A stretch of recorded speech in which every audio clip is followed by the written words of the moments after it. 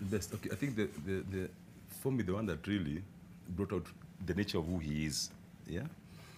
Time he calls you, says, ladies and gentlemen of the press, I've called you to say something that's very close and dear to my heart. So, okay, the press guys were like, oh, this is something new, close and dear. So these French guys are like, wow, it is secret. Then the next one is that you know, you know, and I know, and everybody else knows that I have only one, be a wife,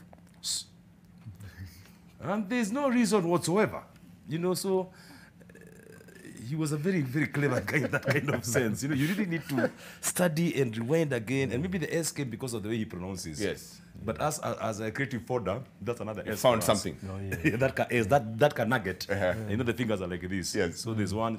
The other thing that he used to like, in the beginning years of him, he used to come and say, mnajua ile imetuleta hapa, na ile itatotoa hapa, iturudishe kule.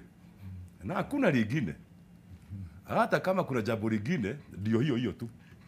So there's a lot you can say about it, but fascinating. Rest well.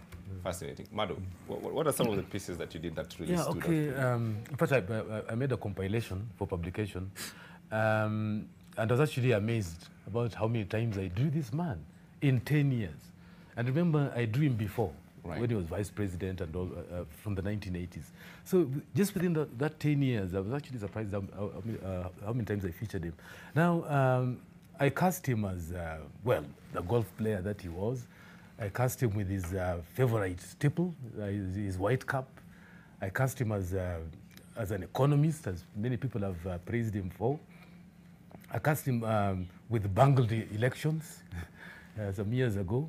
So, he offered us, the whole spectrum of what a politician in top office can give one. So he was an enjoyable guy to produce. He wasn't boring. See, he was there. He was far from that.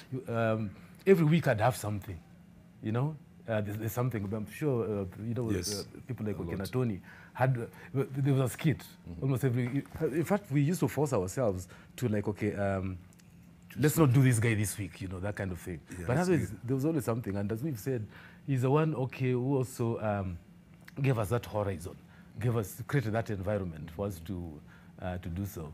So we did have him in very, very many situations. You must have surely a favorite. Well, what was Kibaki? Was it Kibaki the golfer that was like the proper thing that was like, I like Kibaki the golfer? What was your favorite? You see, there's always a challenge when it comes to doing a cartoon. These are static visuals. Tony were doing animated stuff. Something that moves. So for us cartoonists, once you put your image down, that's it. You cannot alter it once it goes into print. You cannot alter it. You cannot make that guy unspeak what he has just said. However, this was a man with various expressions, and that's where we, as cartoonists, zoomed in those expressions. The eyes, his mouth, and the way he held himself, that kind of thing. Just like a photograph, we just capture that, and people would imagine the rest, unlike now when you have moving pictures. However, again, I and my colleague, Gado, went into production of a show called XYZ. I'm very sure so many people know that. Yes, and one interesting thing is that Kibaki was a very, very fast puppet, by the way. Yes, I remember. Yeah, that was built by Bully Media. Yes. Oh, yes, the very first one. And you can see how neat it was. Very, very neat. It's a very good character. Oh, yes. Quite some time was taken on it. It was done by a guy called Gerard Olewe, whom Bully Media sent specifically to Paris to go and study how to do this. So at least we cartoonists now became kind of behind some stuff that could move,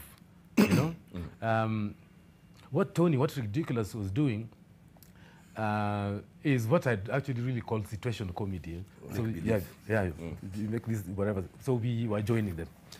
Final words, Tony. Yes. I think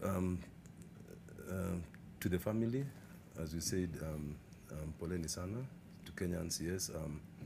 And I think that whatever this guy thought about, he had a lot of thinking to do, and you cannot just bury his memories with what we've interred of his physical body. And I think for the space of creativity, yes, I think there's more. He's given us a free canvas where he can paint more, even for whatever we want to do. And also, may so rest in peace. And I thank him for giving me a career, because now I was the last president of Redikyulass before he closed. So. Before you close shop. Yes, We should see you, and I should, at least for crusade purposes, that you should, you know, give us one Kibaki's kit one of these fine days. We'll, bas, hakuna jambo lingine. Hiyo tukisha maliza hiyo. Hiyo ingine itajua baadaye. Oh yes. Thank you. Thank you very much. Kalema, Mado World. Yes.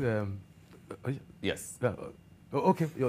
Besides, you know, the praise that we've heaped on this gentleman, turning around the economy, the infrastructure and whatever, he has left us with one thing for us satirists that no other president in future can undo. That's why President Uhuru Kenyatta is our victim, in quotes, and so we shall be the subsequent presidents. Well, obviously, we shall miss him so much. All right. Yeah. Mado World. Njuguna from Redikyulass. Gentlemen, thank you very much for making time to talk to us and talk to us about satire and that most important time of our nation's history and what has happened since